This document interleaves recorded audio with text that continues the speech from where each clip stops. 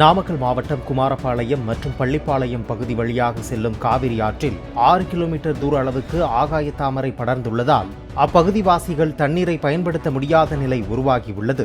மேலும் ஆற்றில் பரிசலில் செல்ல முடியாததால் மீன்பிடி தொழில் செய்து வந்தவர்களின் வாழ்வாதாரமும் கேள்விக்குறியாகி இருப்பதாக பொதுமக்கள் தெரிவித்துள்ளனர். செந்தில் பேர். நம்ம ஏரியாவில் பார்த்தீங்கன்னா அந்த பாலத்துக்கிட்ட இருந்து ஆவத்திப்பாளையம் வரைக்குமே இந்த ஆகாய தாமரை பல மாதமாக தேங்கி நின்றுக்குச்சு. இதை அப்புறப்படுத்த சொல்லி நகராட்சியில் பல முறை நான் சொல்லியும் கூட அது தண்ணி வந்தால் போயிருங்கிற ஒரு விளக்கத்தை தான் சொல்கிறாங்க.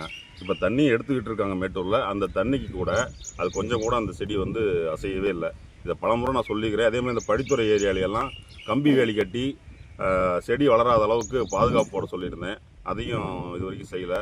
மாவட்ட நிர்வாகமும் நகராட்சி நிர்வாகமும் நீர்வளத்துறையும் இதுக்கு ஏதாவது ஏற்பாடு பண்ணி எப்பயுமே ஆகாய தாமரை தேங்காத அளவுக்கு ஒரு நடவடிக்கை எடுக்கணும்.